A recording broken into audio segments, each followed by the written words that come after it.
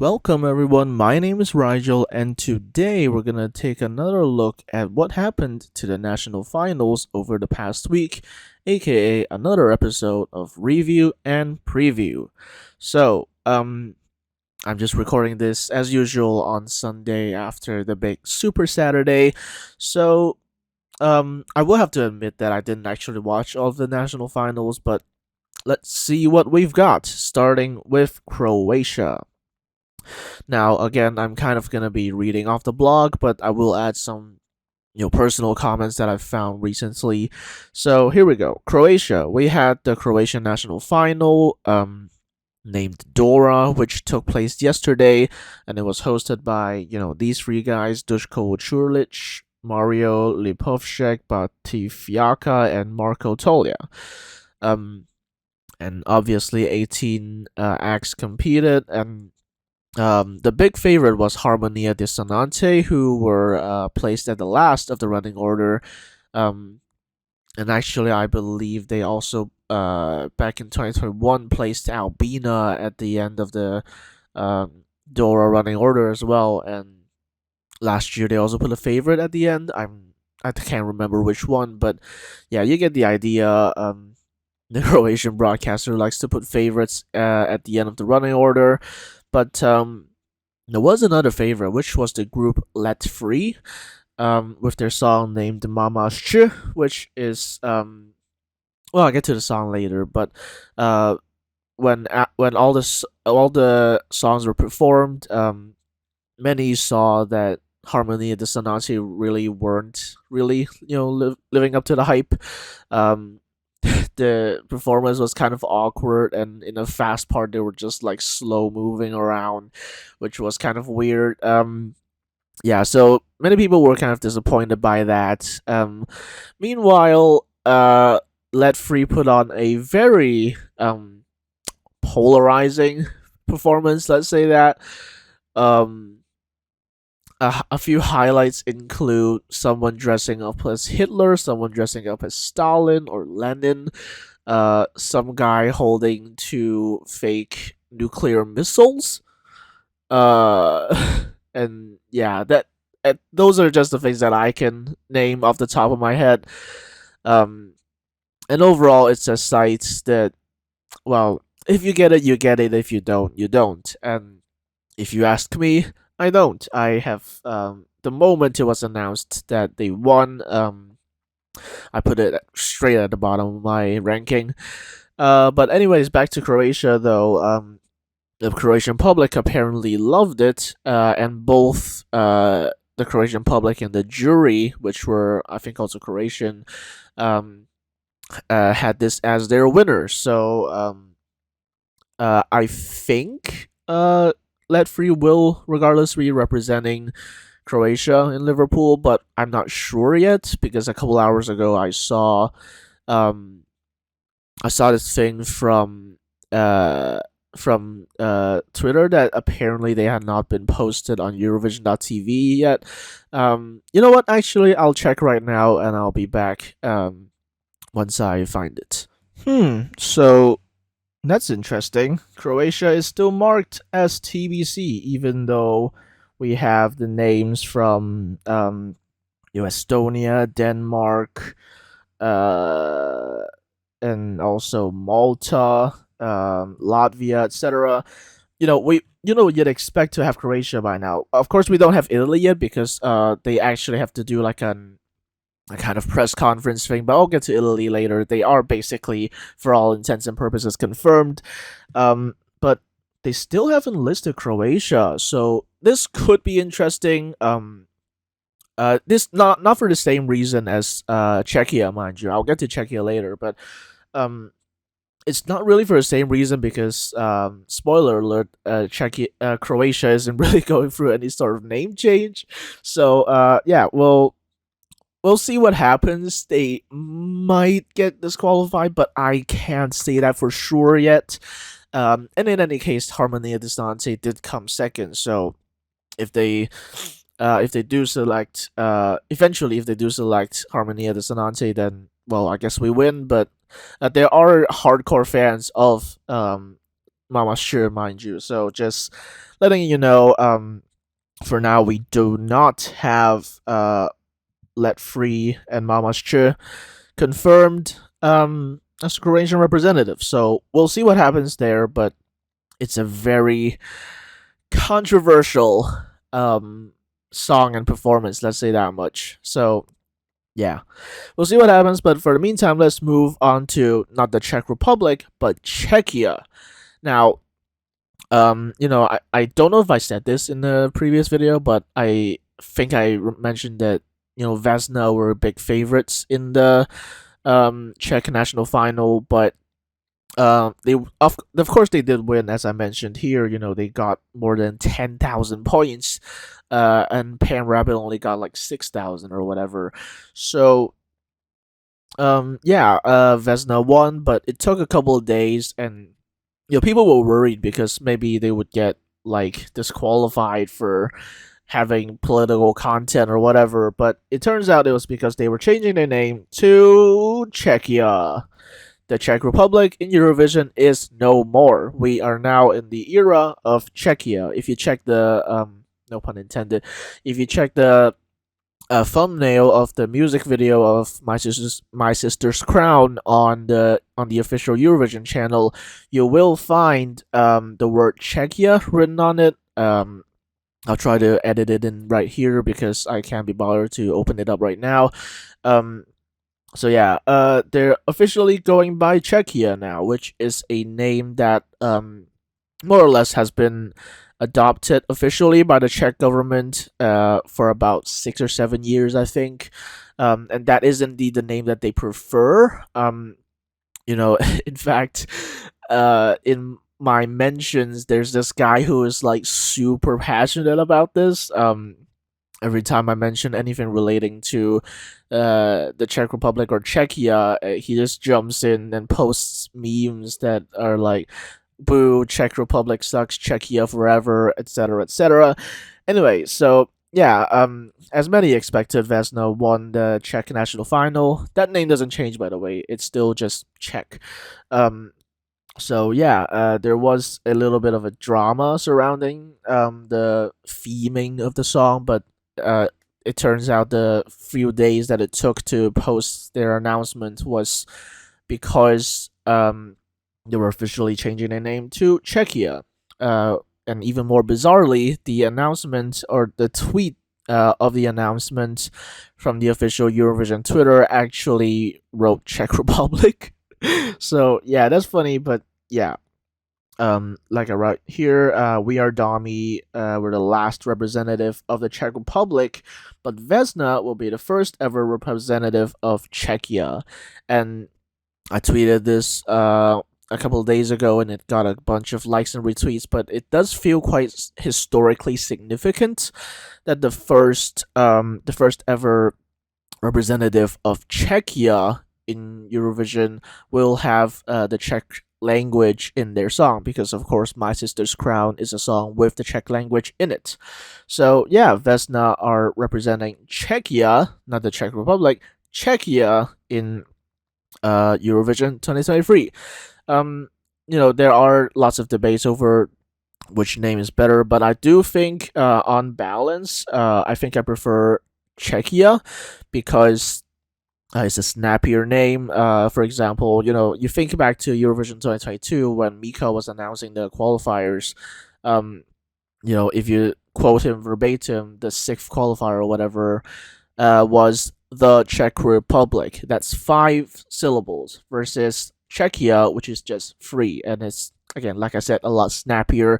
Plus, in the vast majority of other languages, it's referred to as Czechia now rather than the Czech Republic. So I think that's more or less kind of a quirk that only really remains in English. You won't even call Slovakia as the Slovak Republic or whatever. So yeah, on balance, I think that's a good thing. So yeah, goodbye to Czech Republic. Hello to Czechia. Or I guess ahoy to Czechia. With that said, let's move on to Denmark. With Denmark, we had the national final Dansk Melody Grand Prix, or DMGP.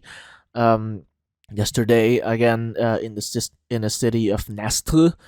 And there were 8 acts. The main favorite I think was "I Was Gonna Marry Him" by Aya, which is a Danish Icelandic duo. I believe one of the members is Brynja Mary, who was in the Icelandic selection in 2020. I don't know. I wasn't around in 2020, so I don't know. Anyways, yeah, there were 8 acts in competition, and the three super finalists were Niklas Sona with the song Freedom, Mickey Scale with Glansbille, I think that's how you pronounce it, and Riley, I believe that is how you pronounce it, not Rayleigh, I'm pretty sure it's Riley, with the song Breaking Your Heart. So, yeah, these three entered the super final, and as I write here, Rayleigh won the national final, and he will represent Denmark in Liverpool as a Faroese person, which is very interesting. You can argue how interesting his song is, but it is kind of also historically significant that for the first time ever, it seems we'll have a Faroese singer um, representing Denmark. So yeah, that's interesting. Um, Again, you can you can argue about how interesting his song is, and I'm pretty sure he was using auto tune at the national final.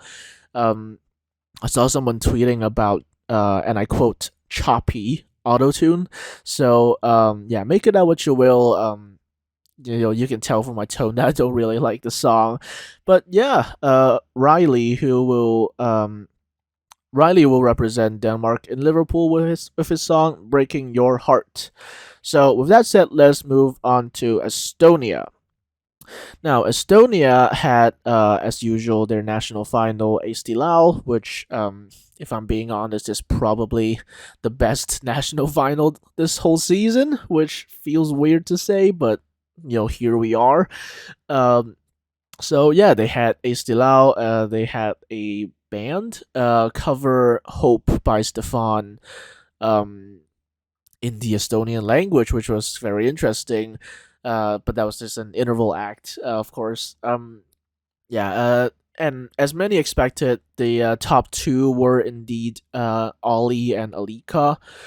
Um, my personal favorite actually was Annette and Freddie, and I thought they would have been able to pull like a minimal win, from last year, and unexpectedly enter the semifinal, the super final by winning the jury vote, but they didn't even come close. They got like bottom three or something like that, which is ugh. Anyway, yeah. Yeah. So, like I said earlier, Alika and Ollie were, as many expected, the top two, and well, Alika came out on top because we also have to talk about the third act in the super final, which was Bedwetters with their song Monsters. Now, see, this was when these three were announced as the super finalists. I kind of instinctively already knew that Alika was gonna win because both Monsters and Venom were pop rock type songs. So there's obviously gonna be a split vote there, and pretty much anyone who doesn't prefer rock as much as they do Alika's song was gonna vote for Alika anyway. So yeah, I think I read somewhere that Alika got like 40% of the vote on her own. Um, so yeah, that's crazy. But yeah, so Alika will now represent Estonia in Eurovision 2023. Um, her song named Bridges was actually co-written by someone named Wouter Hardy, um, who is a Dutch songwriter who previously also wrote Arcade and To l'Univers. So, yeah, huge Eurovision credentials there, and we'll see what Alika can do with them in Liverpool. With that said, let's move on to Latvia. With Latvia, we had the final of their national final named Supernova yesterday, of course, and there were 10 acts competing to represent Latvia in Eurovision. So the favorites initially were Marcus Riva, Patricia, and Sudden Lights, and you probably already know who won by now, but I will say that at one point they showed the running televote percentages, and for some reason Patricia was way ahead. She got like 40% of the vote or something like that. Um, while Southern Lights were on 28, and I think Marcus Riva on 6. Um, but then it turns out Southern Lights didn't even perform yet. So yeah, I was wondering how Patricia was leading so much, but it turns out Southern Lights hadn't even come on the stage. So yeah, Southern Lights performed their song, and then I think soon afterwards, Southern Lights started leading again. I think they were at one point 33 or 32%. With Patricia at around 28. So yeah, there was that. I can't remember where Marcus Riva was at this point. So yeah, these were the two like really main contenders. Yeah, and finally they got down to the bottom two. Well, not bottom two, the top two, which were surprise, surprise, in no specific order. Southern Lights and Patricia, and well, Southern Lights won the national final with their song named Aya, which is actually if you're wondering what the word means, it actually doesn't mean too much. It's more like a kind of lullaby sound, which believe it or not, we now have two songs relating to lullabies. The first one being Aya Aya by Blanca Paloma. Anyway, so Aya is also a kind of a lullaby song. Well, not really lullaby song. It's a lullaby sound. The word itself, and it's also kind of significant for Latvia because this is the first time since 2004 that Latvia has had any song go to Eurovision with any substantial amount of Latvian language lyrics in it. Now, don't get your hopes up. Aya is still mostly in English, but the last verse of Aya is in Latvian, and it sounds great. Well, that's my opinion anyway. Some other people are like, "Boo, this is boring," but I don't know. I love it, and if there are any music nerds watching this out there, the verses of the song are in 5/4, so that's very interesting. I wrote here that I've been told they are 5/4, but I listened to it again, and yep, I clapped it out myself. It's 5/4. So yeah, that's very interesting, and honestly, it's one of my favorites of the year. I don't know how you think. You might find it a little boring, which is fair enough. Like with Croatia, if you get it, you get it. If you don't, you don't. So yeah, Southern Lights have won Supernova after previously attempting to represent Latvia back in, I believe, 2016. They were also in Supernova, but with a different song, obviously. I don't know that song, but either way, this is, I believe, their second attempt at Supernova, and they have succeeded. So Southern Lights will now be going to Eurovision 2023 on behalf of Latvia. With that said, let's again move to their Baltic neighbor, Lithuania. Now, Lithuania, I believe, last year had their final on the same day as Supernova, but this year that was not the case. Because they only had their second semifinal, and if I'm being honest, other than really hardcore Euro fans and Lithuanian Euro fans, I don't think anyone was watching that at all. So yeah, unfortunately, I did not watch the show. I was focusing on other finals.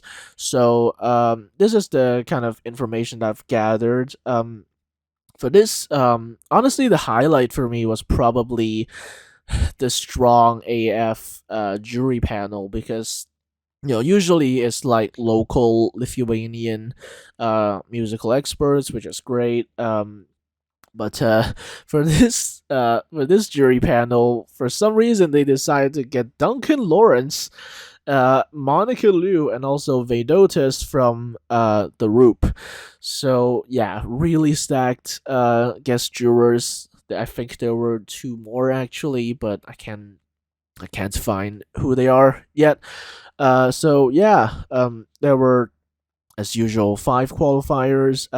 One of which being the one of the main contest favorites, which is Beatrice with the song "Like a Movie," um, and yeah, and also Paulina Pausteitite qualified, Moonbee, Monica Linkite, and also Mario June or Mario Yuna. I have no idea how to pronounce that. So, yeah, these five qualified, and most importantly, for some people, Gabrasi, who was a favorite with his song named "Saw Your Ghost," he was eliminated. Actually, I think he placed seventh or eighth or something like that.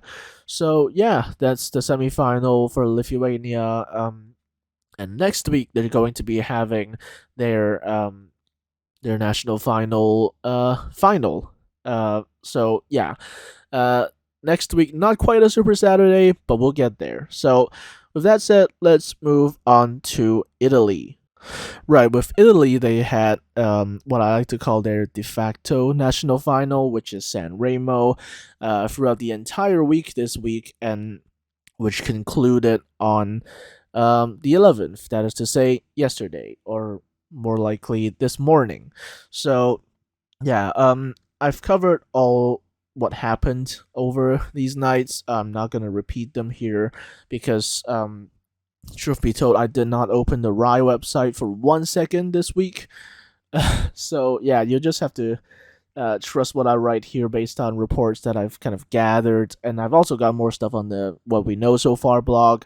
Um, so yeah, there's that. And pretty much every single night, other than the second night, Marco Mangoni was topping the poll, and sure enough, Marco Mangoni won the whole thing. But he did mention in his winning speech that there weren't any female singers in the super final, which he thought to be a shame. And also, if that name sounds familiar to you, and that's because Marco Mangoni actually represented Italy in 2013 with his song L'Essenziale. So, yeah, that might be a familiar face to you if you've followed Eurovision from that time. Well, I haven't, so no comment. So yeah, anyways, he will be returning to Eurovision 10 years on with his new song named Due Vite. Now I have to say I haven't actually listened to most of the song, but from what I have listened to, it's not very interesting. Um, it's an Italian ballad. I don't have much else to say about it.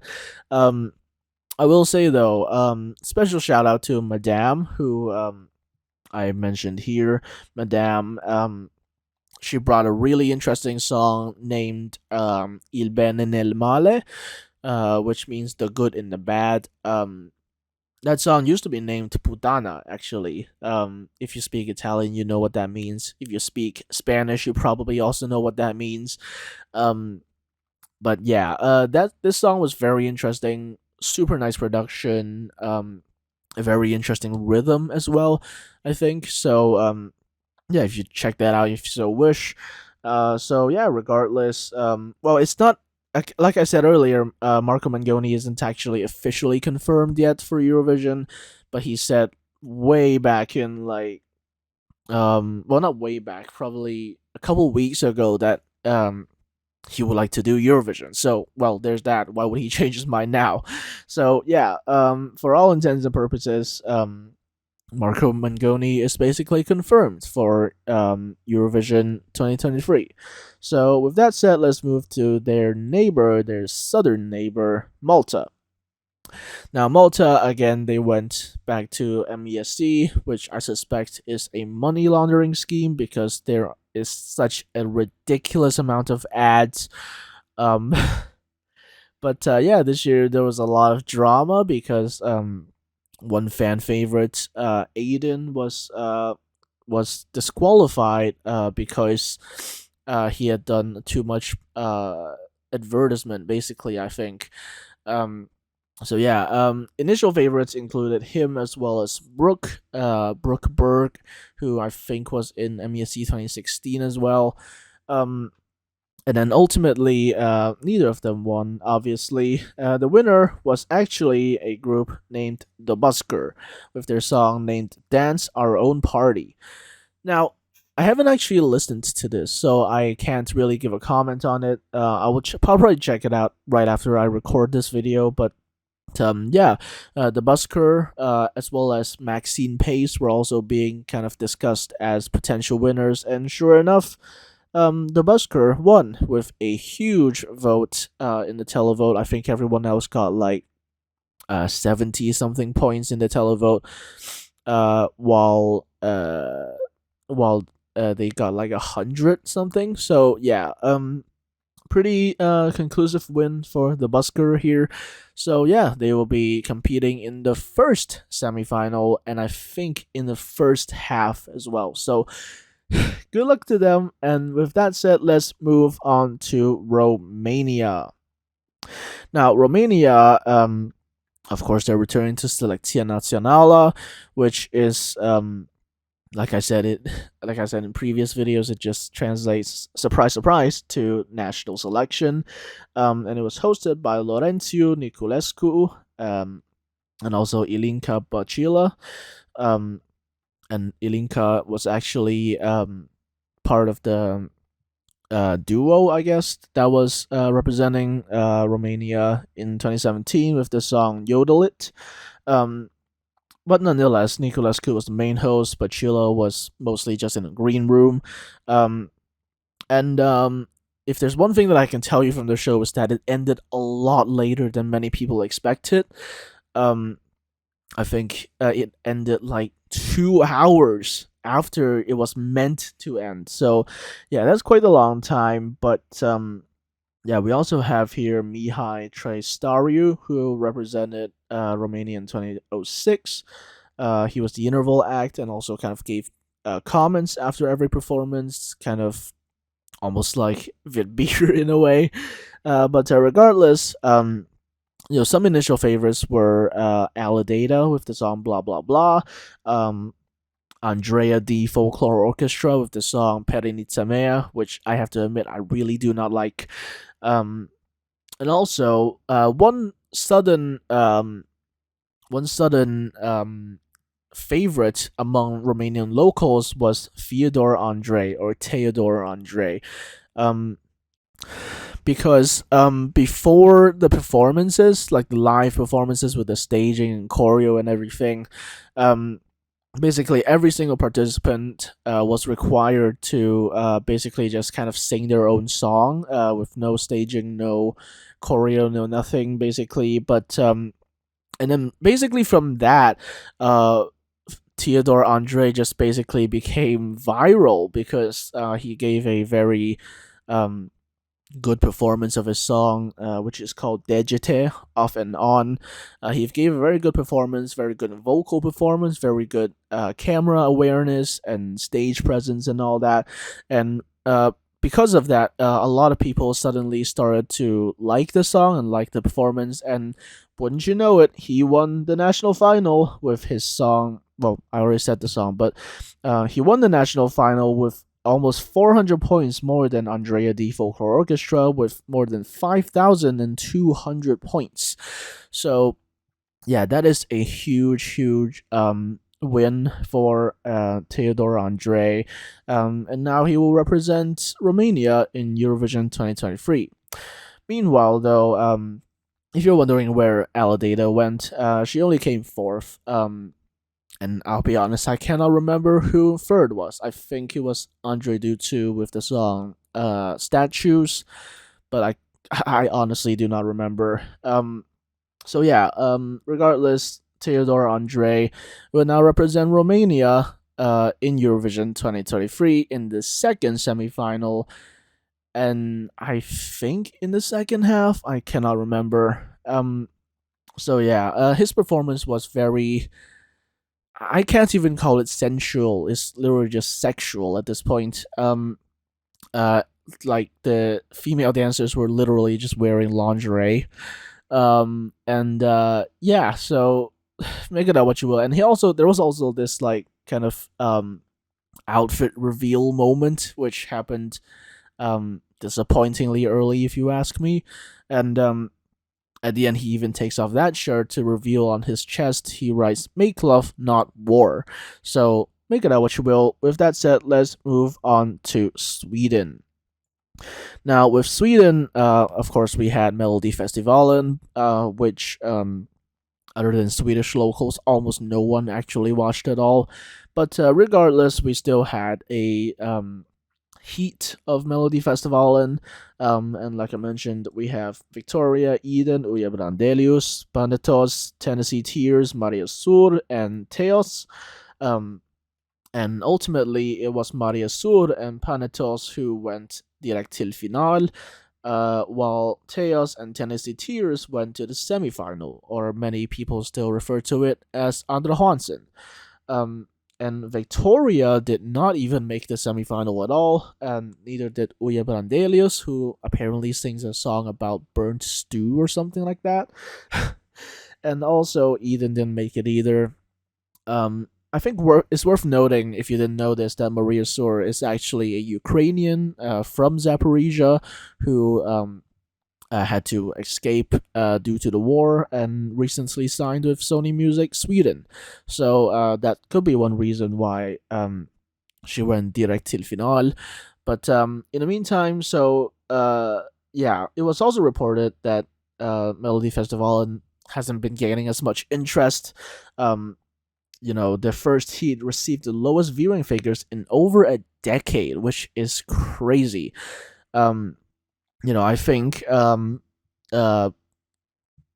SVT probably accidentally struck gold with Cornelia last year, and now they're becoming a little bit complacent. And at this point, I think they are really just trying to have Loreen save the whole thing. But judging as Loreen didn't even make the Andra Hansen in 2017, who knows what will happen this year? So yeah, no one knows for sure what will happen. But for now, that's the end of Super Saturday. That's what happened on Super Saturday, which some people have dubbed Subpar Saturday.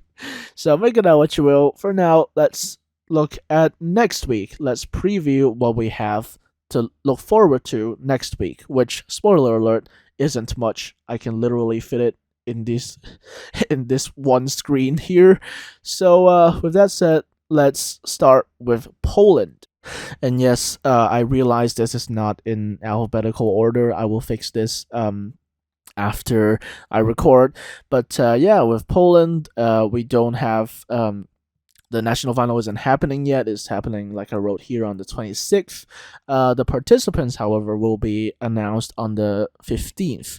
I've listed a number of possible names on my what we know so far blog post, so you can check that out if you're interested.